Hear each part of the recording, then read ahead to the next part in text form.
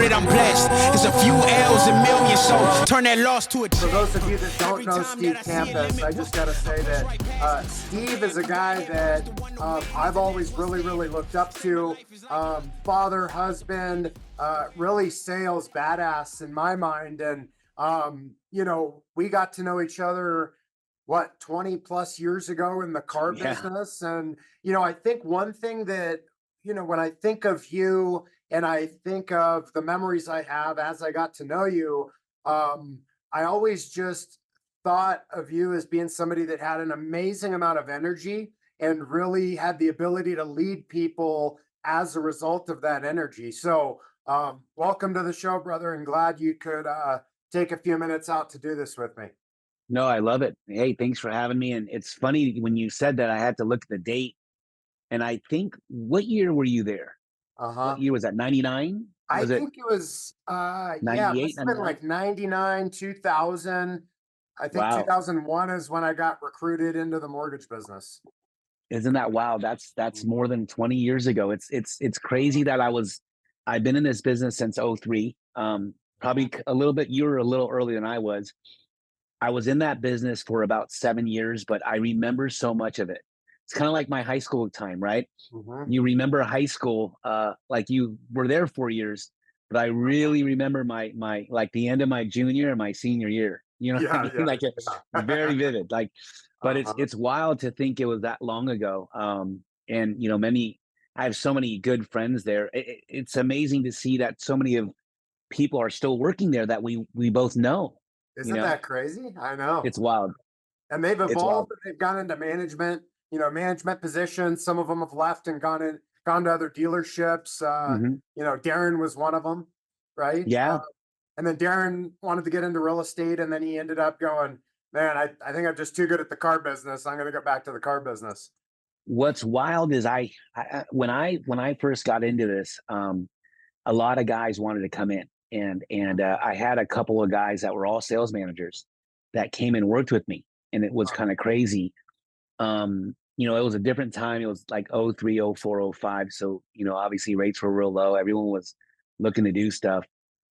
But the hard thing about what we do is the time gap, right? Like, you know, when you're selling cars, you shake someone's hand, they're kind of out.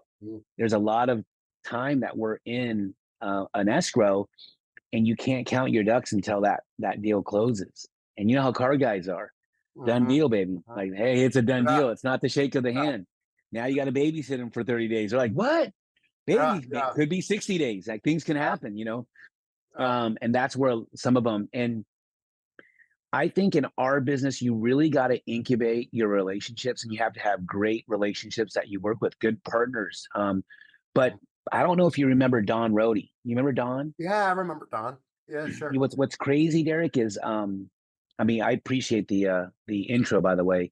And you had met me toward like right when I was kind of going through, kind of growing as well. And we were like the young group, right?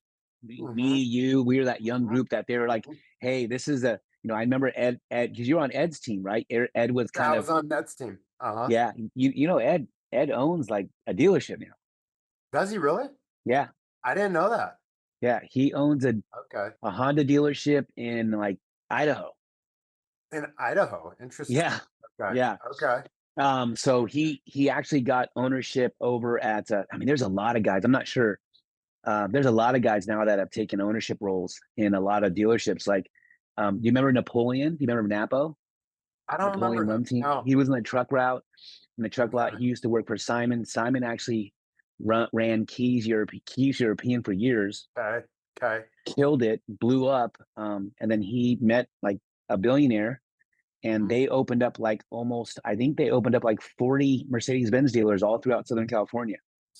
And he's the one, and he was just a team lead. He was a team lead for Paul Tetreault. I don't know if you remember Paul. Yeah, I remember Paul. Yeah, Paul. Sure. So it's wild because some of these names it's been a long time, but I've actually stayed in touch with a lot of these guys. Yeah. Yeah. Like, as you're saying these names, I'm picturing their face, and it's funny how like they were all just these characters to me, you know, at the time. And like, but I remember you, like, dude, you always had a deal going.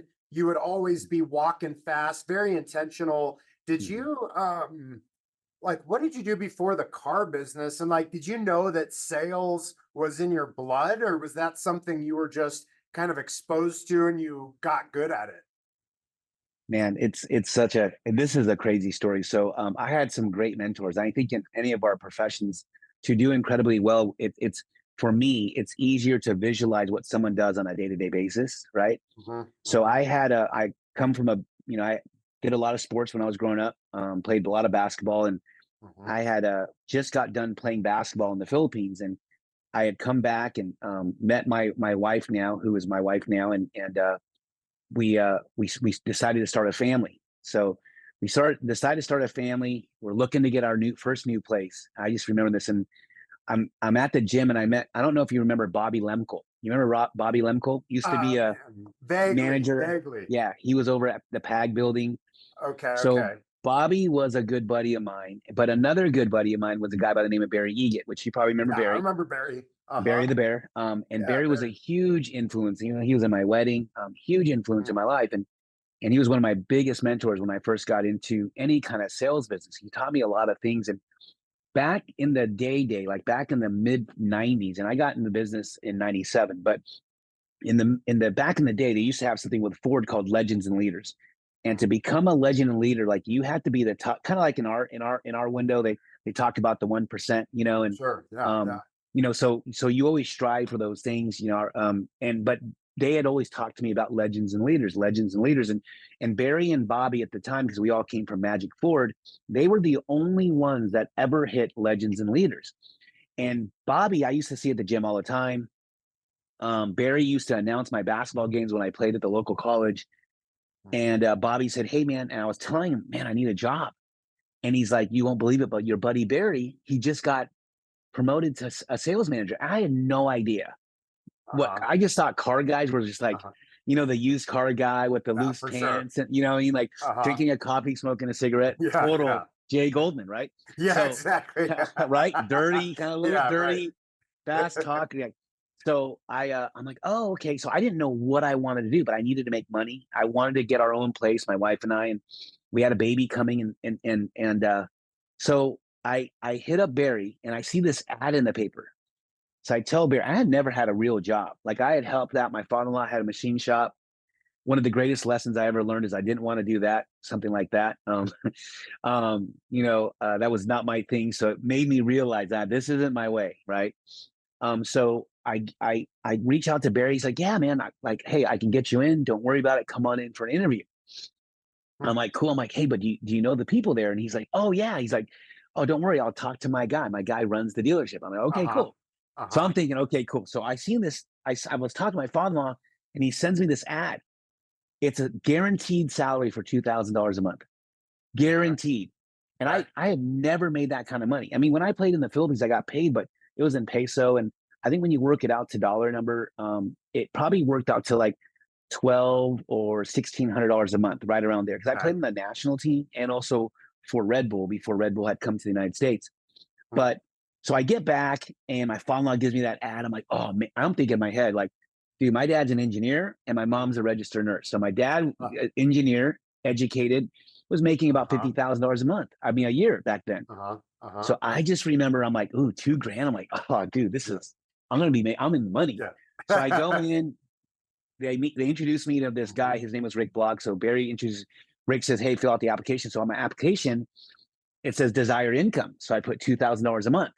So I'm all excited, like write my Mhm. background. I got a pretty Mhm. good resume because I didn't have any job, but hey, you were a professional.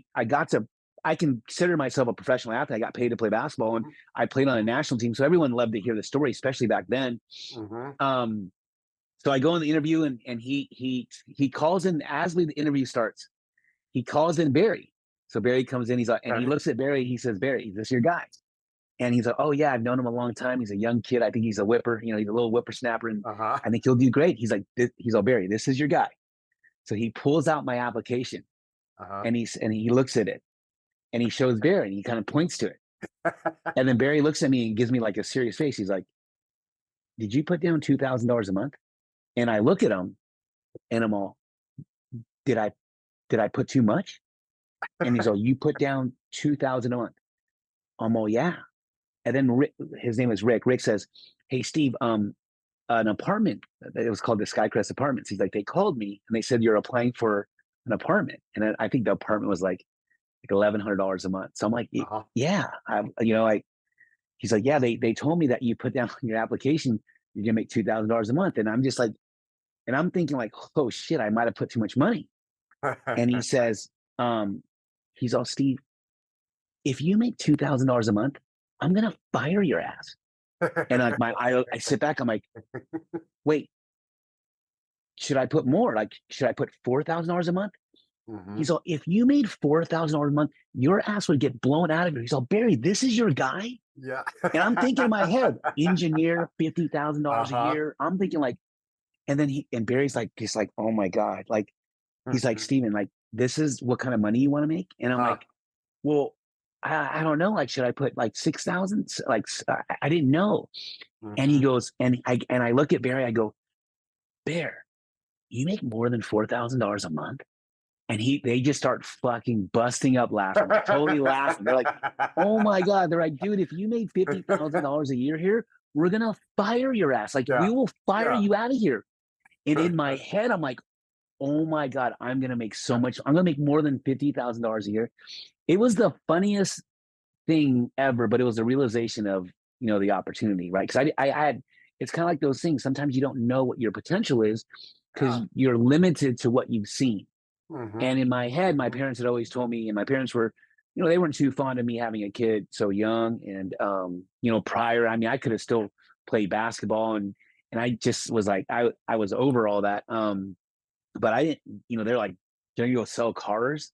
Like, "No, go back to school." Like, Hey, but how old were yeah, that's how it you? was.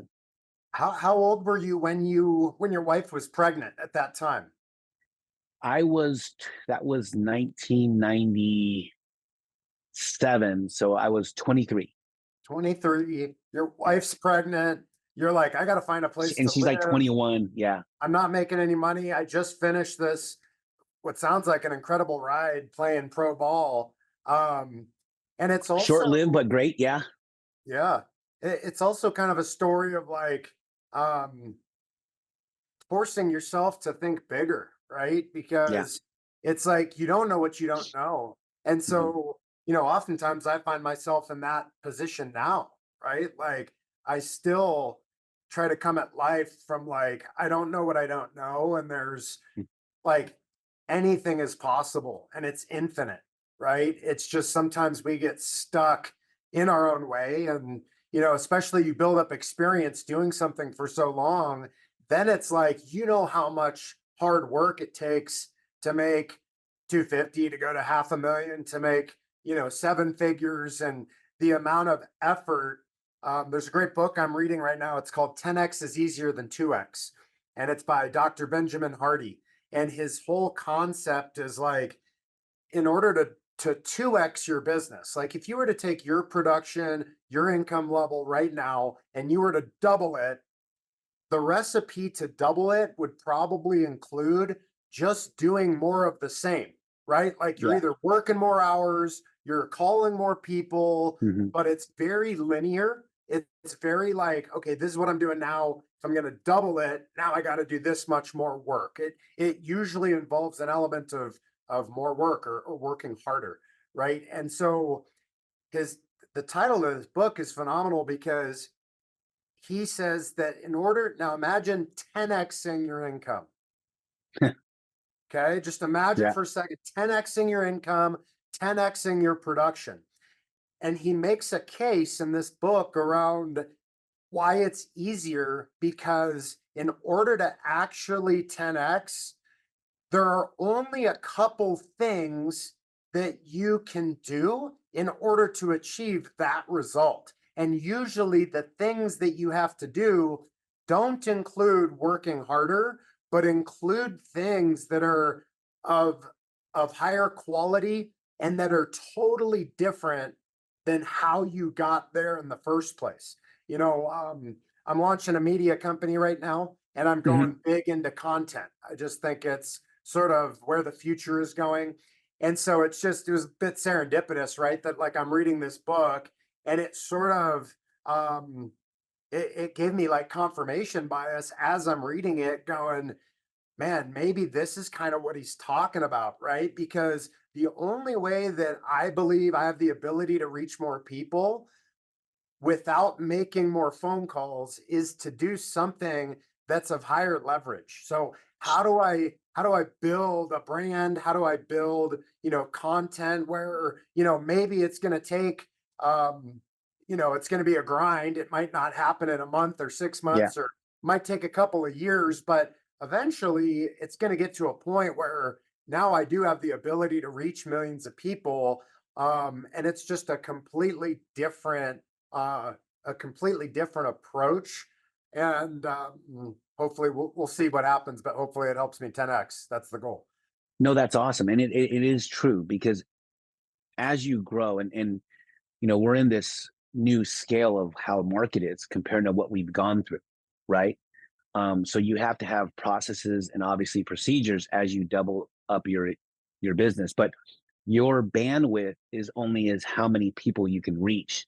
So on a daily basis, and I know you have two new little ones.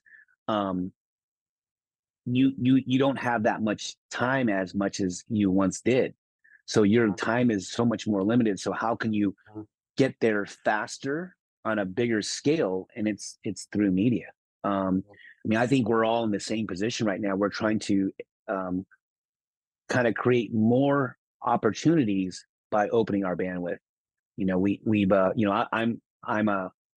I've been coached the same way probably you've been coached. You gotta somewhat dial for dollars, and the dialing that you're making to the consumer direct, but we can't no longer think transactional. We got to think of, I used to call it, like, you can't just go out and think of the one transaction you get. You got to find the one that can send you 5 or 6 or 7 opportunities every Sure, single month, sure. right? Not just the one guy that can send you a deal. So, but I love it. I haven't read that book, but I love the idea. Mhm. Yeah, check it out. I think you'll like it. Hey, so you were talking about Barry, and I remember Barry very clearly too. Hmm. But you said that he taught you a lot. I think that Hmm. um, a lot of people are going to be listening to this that they might be stuck in a job where they're going, man, like I thought 100 grand a year was like decent money, and like I'm Hmm. fucking broke, right? Or Yeah. or they might be in a position where they really love what they do, but they're like, I'm not going to really make what I need to make to live the Hmm. lifestyle that I want. Um, maybe I need to pivot, or maybe I need to start a side hustle. What were some of the like lessons that you took from Barry in a sales capacity? And then how did some of those skills that you developed in the car business translate into the mortgage industry? For one, with Barry, he was my sales manager at Magic before I got there. So, he had helped me a ton at the old dealership, which ended up becoming Auto Nation. Uh-huh. Auto Nation was like one of the very first one price stores back that started, and then we all transitioned down to Gallup. So Barry actually had to go back on the floor, and that's kind of when you guys all got to meet Barry. Hmm. But before you guys met Barry, I mean, Barry was a guy that was, he was a legend and leader. I think Galpin only had one, maybe two, which was Terry Miller and Tony Ortega, Hmm. were the only two that were ever legends and leaders out of there. So, when he came down, he went to become a salesperson for Terry Miller, and then when I came down, I went to Al Joseph, which you remember Al. Uh-huh. So it's kind of funny because there was about 9 of us that all came down at the same time, and I feel like I was the guy that, like, hey, we're all gonna get all these magic guys, and Al, you get this guy. And you know how that work. That's a tough world. Like if you're coming in, it is different. Like coming in, if you don't have anyone that and I don't know if you remember, but the car lot and the truck lot were way different. Like Oh, the yeah. atmosphere was way different. Uh-huh. And Al was very tough, man. He was very tough on me. Mm, I felt like no one really was very helpful. mm. And my first 3 months, I remember I did like 4 cars, 6 cars, and like 5 cars. And I remember that back hall that back alley where you used to be able to go to the car parking lot. It was behind the number Yeah, one in the yeah, world yeah. sign. Uh-huh. And I remember one time, and I was walking out of there. I'm like, I'm done. I'm just done. I'm kind of just in my head, I knew I'm done. So I was looking for Barry. I see Barry, Barry's always in a great mood, whistling. He's walking to the back, and I see him, and I'm like, hey man, this ain't for me, bro. Like, I might be 24, 23 years old, almost 24. My daughter's going to be born soon. I started Galpin in September of 97. Mm. And I remember, like, I'm just like, man, I don't get along with the boss. He hates me. Like, this ain't for me, dog. Like this, I got to get out of here. And he gave me one of those, like those Rudy speeches, like, the janitor that talks to Rudy. He's like, you're 5 foot nothing. You weigh 100 nothing. He's like, Steve, every day I see you, you seem miserable. He's up. Whether you want to stay or quit, it's totally up to you. But one thing I want you to do is and no matter where you go, man, you got to pick your attitude. You got to decide from the time you wake up and what you do here and the relationships you make here. That's going to decide what you become. And have you given it your all? Have you done everything you can? I told you, work your ass off for 1 year.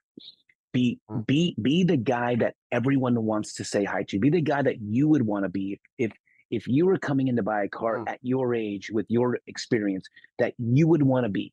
He's all, come in here with a great attitude, and every single day come in early. You might have to work 10, 12 hours a day, but you build that book. So you can't build a business if you don't put in the effort and the work. He's like, you can't. He's like, but you do this for 1 year, you'll never work on the floor again. So I guarantee you, if you come in with a great attitude, and I would mope around, and I'd always, like, no one likes me, poo, poo, poo.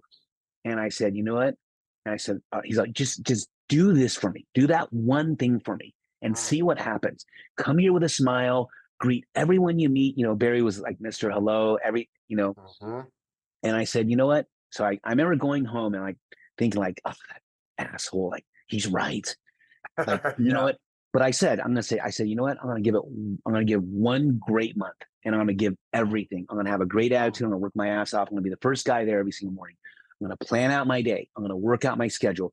I'm going to do all the things. And then I also had a guy named Don Rohde who really showed me the power of building relationships with the people you work with.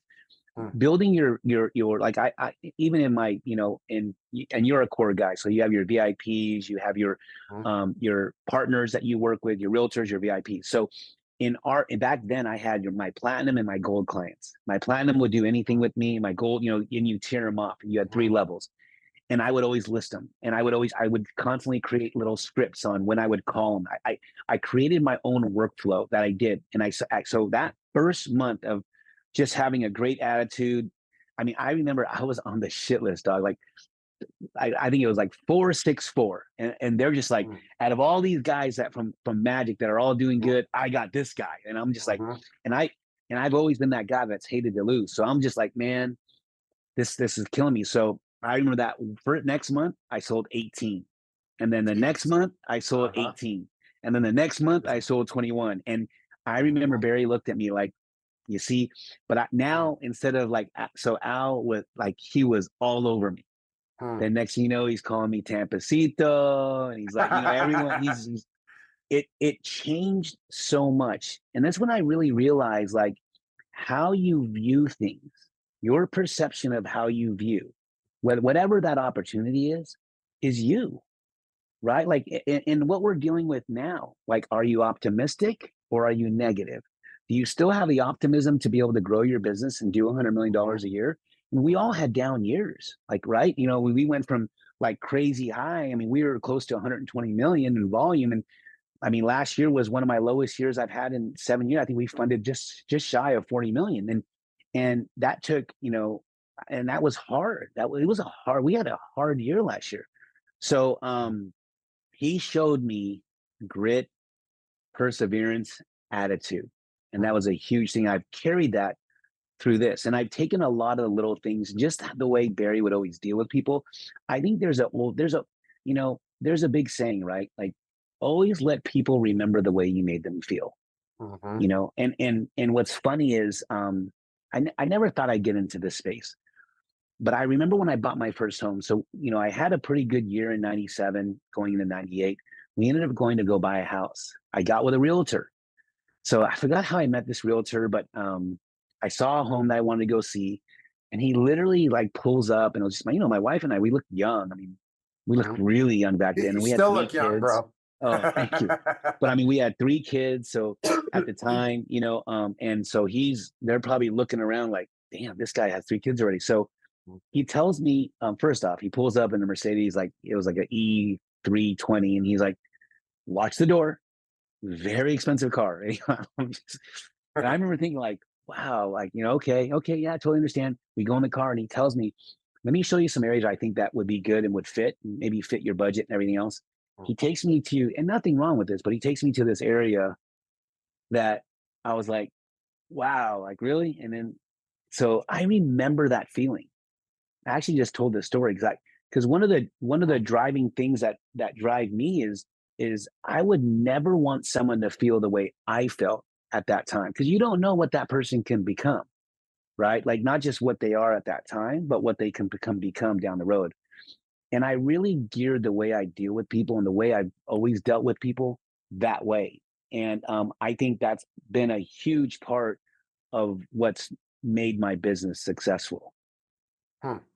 Dude, I want to go back just for a second on Sure. the the lesson that you picked up about attitude, because even when you were sharing that with me right now, the way that you communicated that, man, was super impactful for me right now.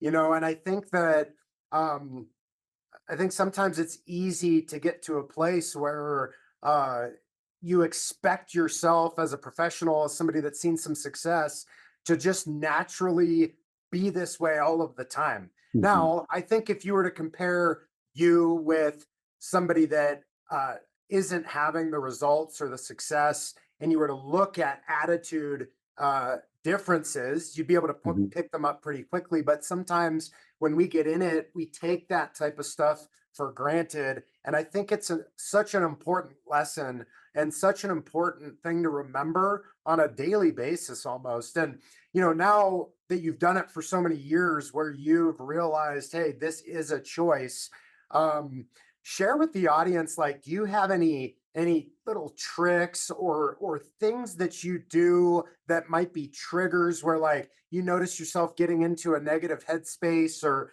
maybe you're just not feeling it. I think in sales a lot of times, so much of what uh, we do sometimes comes down to how we feel, right? And the opposite of that is like, regardless of how you feel, just do it anyway, because doing the activity will take you out of self, and it will take you out of that negative headspace and produce a different result. But what things do you use to bring yourself back to a positive attitude? Are there any tricks you can share with the audience? And and also reinventing yourself in general, right? We touched on it in the beginning, and I feel like we're in an industry. This is an industry that's changing all of the time. Mhm. And what worked to get us to where we're at now probably isn't necessarily going to be what works to get us to the next place. So I'd love to talk a little bit about just any tactics you have around energy, attitude, behavior, and also how you've managed to stay relevant and reinvent yourself along the way over the last 20 years. Well, I think as far as how do you keep a positive mindset is you just have to I mean, I know in my space for me to kind of just and it's been a tough year, not to say the last 2 years have been very tough. Mhm. I have, you look at my expanded portfolio, I have five kids. I have kids as old as 28. My baby, which is used to be my baby, is now 23. I have 2 new little ones, which are 6 and 5. Yeah, I remember. And then my wife, so um, I will say, man, you have to ground yourself with gratitude. At the end of the day, you have to understand that you are incredibly blessed. You have incredible opportunity, but how you look at opportunity is got to be on you. I have my routine. I'm at the gym super early. I had this crazy kickoff. I've always been a gym guy. It's funny you talk about intention. I've always been a gym guy. I've always gone to the gym early in the morning, but I've always, as I gotten older, I've always carried weight somewhere between like 230, 245. It got as heavy as like 250, 255. And got, people like, hey, what's up, big guy, or whatever, and you're lifting weights and you feel a little swole. But I had someone challenge me, and they said it was kind of a hefty bet. After one guy challenged me, two guys, three guys that challenged me, so it was a few $1,000s. They said, "Hey, Steve, there's no way you can get yourself back under 200 pounds." And I think when I took the bet on, I was close to 250. And they gave me a decent amount of time. Was this and like 250 fat or like 250 like swole? 250 both. I would say 250. Yeah. Like I've always gone to the gym, but that's just been my, like, when you say how do you get yourself in mode, that has, right? Like that's been my trigger to kick me in. But 250, it wasn't a good 250. Like I wasn't. So yeah, so I took the challenge on, and I remember forgetting about the whole challenge because I think we were all drinking at the time, and we're all out. Like there's probably 30 of us there. We're at a happy hour, and I order like everything on the menu, and they tell me, and he tells me, "Hey man, there's no way you're hitting bet." And I totally forgot. I'm like, "Well, when is it due again?" He's like, "By the end of the year." I'm like, "Oh my god!" And it was September. I had like less than 4 months. And I remember thinking like, "Oh my god, I'm gonna bomb on this." So I went into like super intentional on my diet, intentional on my cardio, intentional on my lift. I got all the way down to 198. So I'm right now, I'm around 198. I've been at 198 since December 24th. Is when I hit, because I wanted to cruise into the new year. So I mean, it's amazing what you can do, but I've found that having that kind of being able to reflect, and be done, and be grateful for the things, the little things you have, the life and opportunities you have. I know for me, and what I mean, look, my family are immigrants, and I say this, because sometimes many of my family believe I try, I want too much.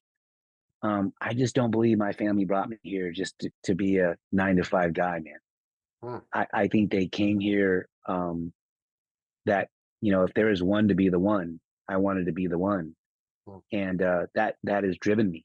You know what I mean? So the way I look at my business and all the things I've done is how can we grow more? How can we keep evolving to do better? But you got to keep this right. And I know it's not easy, but I know in our time, and I don't know if I told you this, but I coach a lot of kids. So I've coached basketball kids for a long time. I got a lot of kids in the NBA now. I had a couple of kids that were lottery picks, and I remember talking to them and saying, "Hey, you're the best of the best right now. We're sponsored by Nike. We're playing in something called the EYBL. You're the best of the best in all throughout Southern California. You guys are in 8th grade going to 9th grade. There's going to come a time now you're going to go into high school, and you're no longer going to be the best, and you're no longer going to be able to shoot whenever you want, and you're going to get, and these seniors are going to beat the crap out of you, and they're not going to give you a break.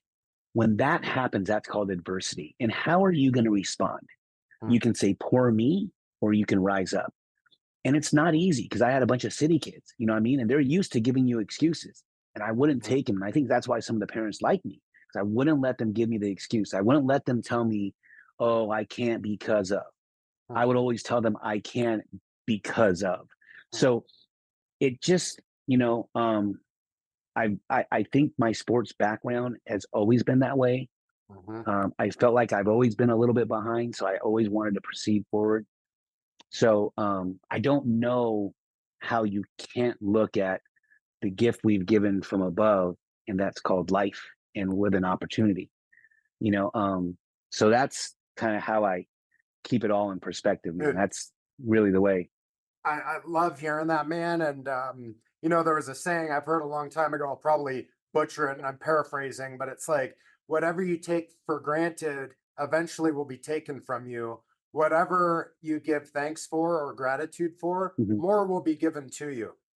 And it's something that you're right, man. It's not easy, especially, you're hit with a couple years that are really, really difficult and challenging. I could only imagine. I've got 2 young kids, but to have you said 6 or 5?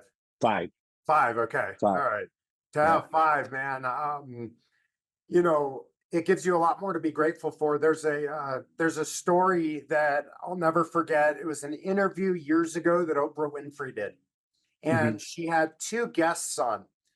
They were brothers, and one of the brothers was super, super successful, on paper, like married, kids, had a Hmm. beautiful home, successful business, was making money, in shape and fit. Like, as far as anybody is concerned, looking at this guy, they're like, that's success. The other brother, however, was riddled with addiction, was an Mm. alcoholic, had been married and divorced several times. I think his kids were taken from him, was broke, filed for bankruptcy. Like, and you look at this person and you go, oh my God, you almost makes you feel a little bit better about your situation, potentially. Yeah. But she interviewed both of them and she asked them both the same question and got the same answer. She says, why do you think you ended up the way that you are today?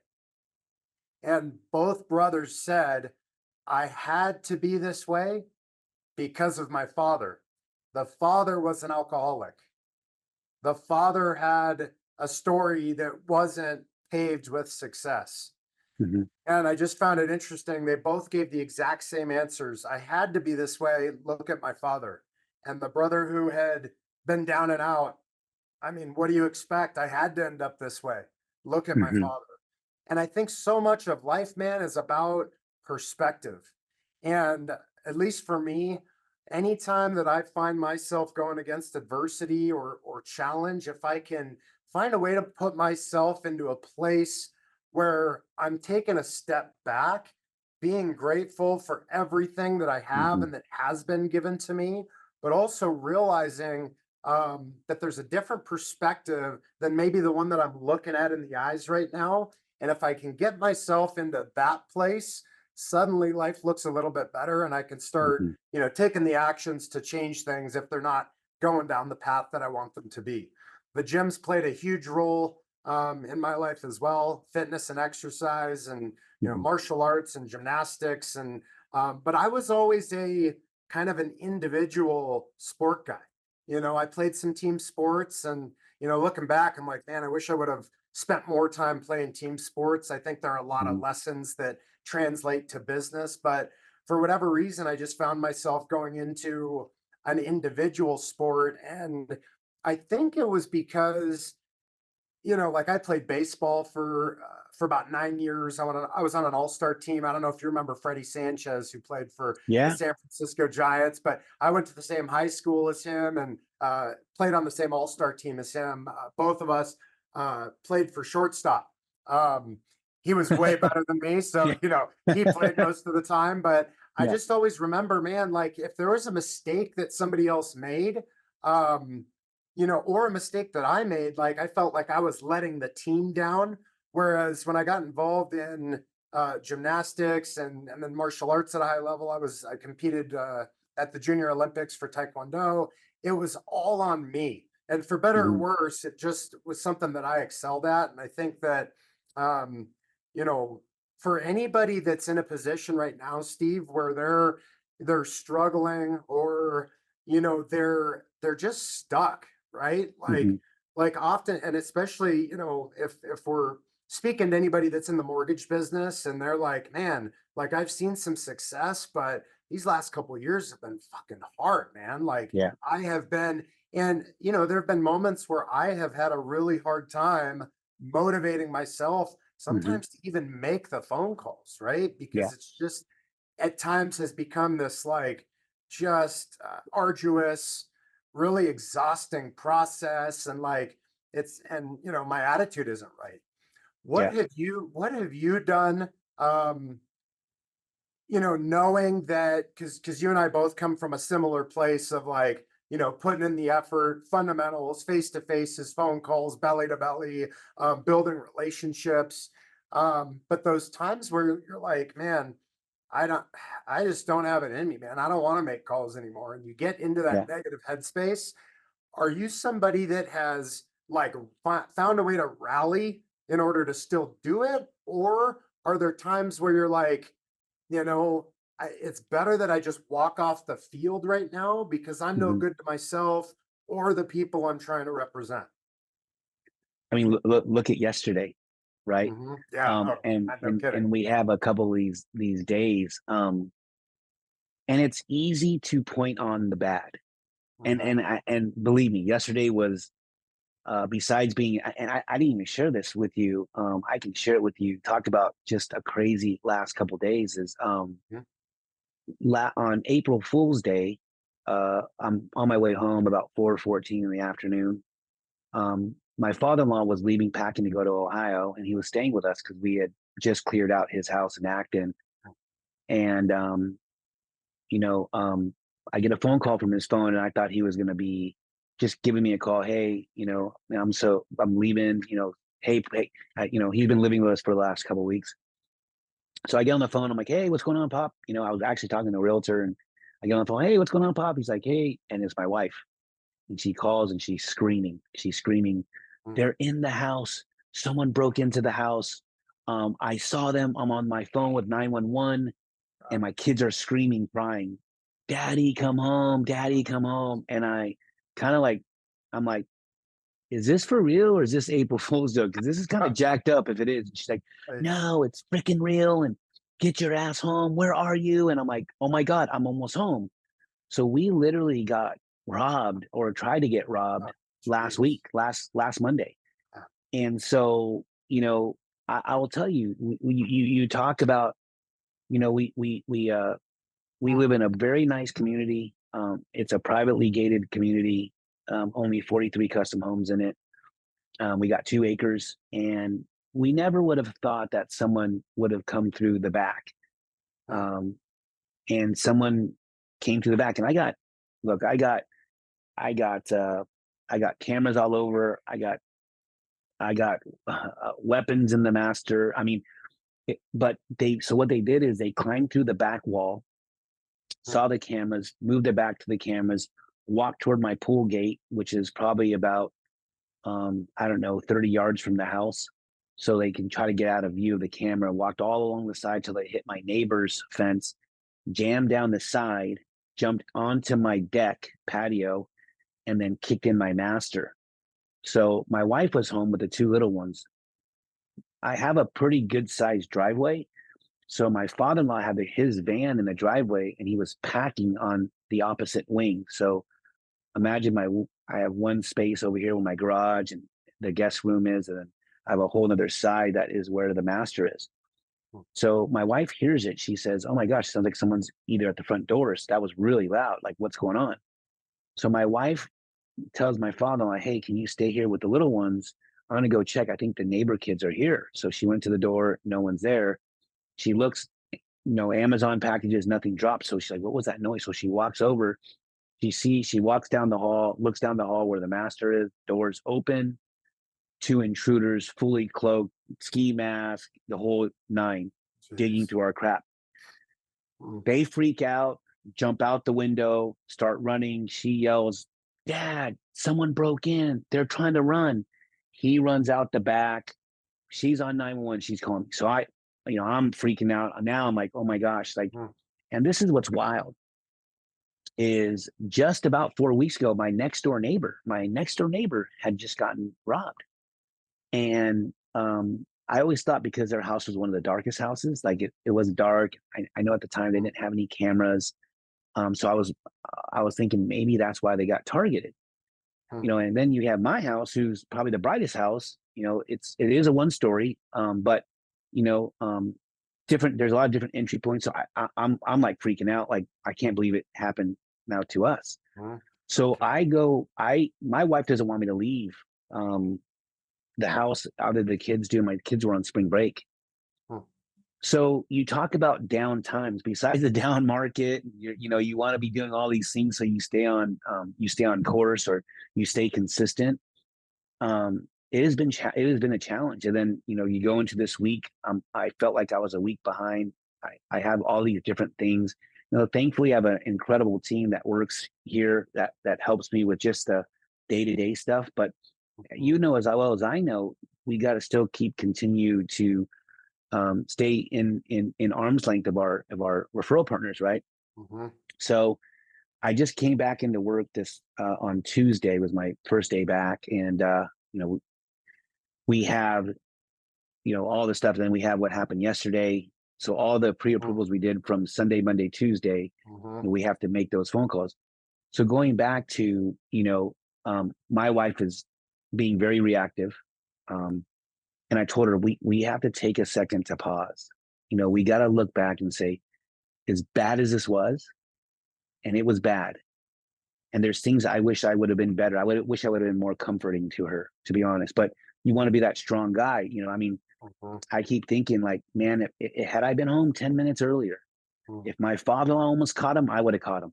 Mm-hmm. And if I had caught him, if I had got my hands on him, you think all these things, but at the end of the day, we had to reflect and say, you know what, it could have been a lot worse. It looked like they carried an arm. Who knows what they could have done? But you have to and now to come back into this space, and now try not to worry about that space, but still stay here.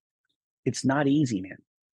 Like, nothing about our life is easy, no matter what situation you're in, whether you're a youngster. My son is actually selling cars right now. David Gillum. He's actually working for Gillum at Honda. Oh, wow. And he has these different things, and he's been wanting to come into our space. And I always tell him, like, the greatest thing I learned about the car business is that you're not always going to be told yes. You're going to get so many no's before you get yes.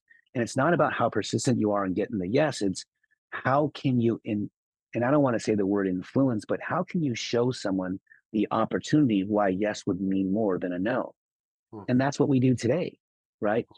It's not about the big words we use. It's more of how can I relate to the person that we talk to, that we help out, that will say, I'd love to work with this guy. But we have to stay. I think the biggest part of anything that you go through hard is you can't be so reactive to respond. And we all do. I do. Yesterday afternoon, I'm looking at the bond market and I'm just like, wow. And I had to think back to say, this can very easy, because I was seeing a lot of different things. Like, guys were like, oh my God, they're like, drinking wine. Is it happy hour yet? All these things. And I'm like, it's very easy to go in that. Or now, should I be calling my buyers? Like, I contacted 4 buyers this morning and I said, now might be the time that you can get a great opportunity. Well, what's going on, Steve? Rates are a tad bit higher, but that means some people are going to exit. That means on that 1.3 million home, you might be able to get a little bit of a bigger discount, because I think the market's going to quiet down for a little bit.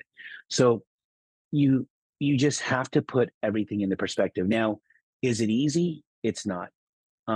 It's not at all. But is there opportunities? Absolutely. And you really have to choose. You got to choose your heart, right? Like, and you got to. I think there's a lot of comfort in feeling sorry and being down. Like, don't you? I kind of look at it like this. When you're in the gym and you're in mode and you're going and you finish, like I've been doing this HIIT workout on a stair climber. It's awesome. I love it. It's hard. So I get on a stair climber. I go for an hour. I start off at level 6 until I get into a good warm up. So I start off at level 6 and I stay at 8 till about 30 minutes. Once I get to 8, I go to 10. So I go at 10, at 30 minutes to 45 minutes. Jeez. So now at 10, at 45 minutes, I say, now, what do you got? So then I go up to 16, down to 8 every 30 seconds. So I'll go 30 seconds up, boom, drop it down for 15 minutes. And this is the other kicker. I wear a sauna jacket. Oh, Jesus. I am drenched in sweat and I love it. That's awesome. And I know, like, I have a couple, and these guys are awesome. But, when you go to the gym at 4:30, it's the same guys you see every morning. I have this guy, he tells me, he's like, Steve, he's like, man, what are you trying to do? Like, why do you do that? And I do that at least 3 times a week. why do you do that crazy? And I'll do the steady state, but then I love, and I look at him and I just go, why not, man? Yeah, yeah. He's like, you're killing you, like you're hey. I'm like, yeah, but when I'm done, dude, I feel like, man, I tell everyone I just conquered King Kong, man. Like that's my King Kong for the Plus, morning. man, when you tackle something that is that challenging and intense Yeah. that early in the morning, you're like, dude, you feel like you've already won the day. You're already Yeah. successful. It's like everything else is just a cakewalk from there, right? You kind of feel like Superman. Yeah, Yeah, you do. yeah. And I take you take that feeling and you say, it's easy to feel grateful when you're there, Mm, right? It's easy to say, man, I did that, you know? But like, I mean, Derek, I think we know this because when we were younger, I can go back when you're younger and you're walking by yourself, there's a lot of times that you think like, there's got to be something better, or, this poo poo me, poo poo this, poo poo. It really, and I know there's a lot of, like depression is big, and I get it and I see it. But you really have to choose the little things that can make you happy, and you have to stay consistent to try to get there. It's kind of like life momentum, right? Like in our business world, it's business momentum. You know, when you're going good and you're going strong, not to say no, not to sound so salesy, but no one's going to say no to you because you can counter anything they tell you. for sure. And when you're in that mode, it's just like you're in that mode, right? So I think with life, sometimes you have to find how to recorrect. But that's the challenge, right? That's the hard thing, and not everyone's geared like me or like you on how you can recorrect. But those are the little things I try to do. I listen to a lot of music's obviously huge. Um, and not that I'm like an overly spiritual guy, but I feel like I'm very spiritual. I believe in the man upstairs a lot for everything blessed I have. Um, I don't have my parents no more. My parents are both gone. My mother-in-law just passed a year and a half ago. I talk to my parents a lot, you know, and there's little foundations that I think that because of how we were brought here, that is instilled in me and gives me great gratitude because I know how much worse it can be, right? I mean, we live this. I like to say we live this this decent life because of our hard work and our, some of the things that we're taught or shown, and we've been able to grow upon. But man, you go to these other countries, and I know you've gone to other countries and you've helped out places. When I got a chance to play basketball and I got to see like that dollar, as much as the dollar, it was fun to me. Like the sport was, and that was my issue. I was too young, but it was a fun thing. Like, hey, this is fun. Hey, you're like one of the top players in all the United States, and they're bringing you to the Philippines. It was fun. I didn't realize this is like their world. Like this was everything to them. For me, it was like, hey, man, I shoot a basketball pretty good, and I can jump pretty high. I didn't get it then. As a mature guy now, you get it, but and I think that is good to kind of ground you back. You know. No. First of all, this has been phenomenal. Like, I feel like the entire conversation, it's just these little nuggets, man, you've been Mhm. dropping. Share with everybody listening, how can they find you? Like, where can they find you on social? And also, you've been doing coaching for a long time. Do you coach guys in the mortgage industry at all? Or would you, if there was an opportunity with the right person? I would. I coach a lot of sports. I'm so sports motivated now, and I'm like, I love watching guys that do what I do more effectively. And that's, that I think that's how our conversations come up. I'll bounce things off you. Some obviously a lot of different scenarios. I just I I I know there's a lot of room for improvement, I feel. But that's what makes me so optimistic on how much more I can do. You can find me at Steve Tampus. stevetampus.com. You can find me at stevetampus.com, or my Instagram handle is at Steve Tampus. But yeah, I'm not coaching anyone as of now. I maybe think down the road that might be something. I do enjoy the daily bustle. I'll tell you a quote that I heard a while back. So one of my great agents, he's been at Remax for many years, been one of the top 20 producers for many, many years. He took me to the Superstar Retreat in 2008. In 2008, you remember, it was a pretty tough year. And I saw Mike Ferry. I'm not sure if you remember the Superstar Retreat. So Mike had said a quote. He had talked to about a guy that was training to be an Olympian, and he was trying to run in the Olympics in the 70s. I think it got canceled that one year, but the guy had said a quote, and Mike had reiterated a quote, and it's, "You can be born rich, you can be born famous, but you can't be born an Olympian."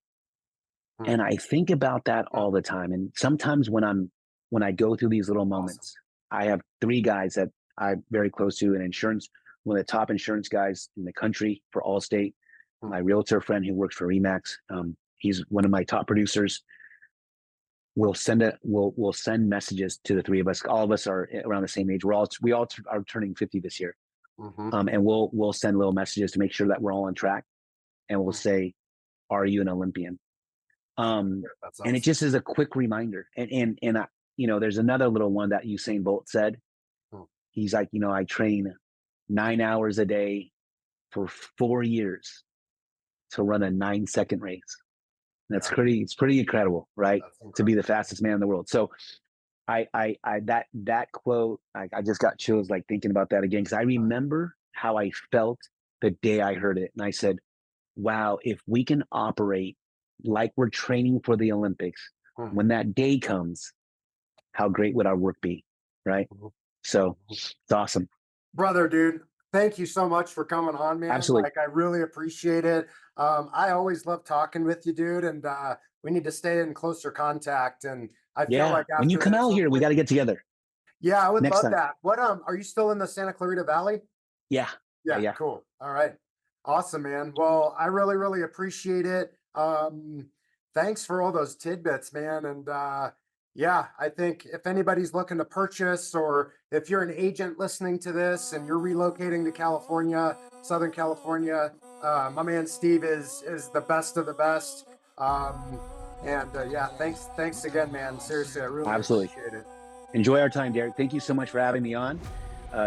I really appreciate it. And thank you for all the knowledge that you've shared with me. I appreciate it, brother. You take care. Every time that I see a limit, I push right past it. Don't care if you got here first, the one to win is the last one standing. Say my life is like luck, nah, I had to plan it. The way I work is out of this earth. I can feel the momentum. Need it all, no fractions. Dream it, then I gotta have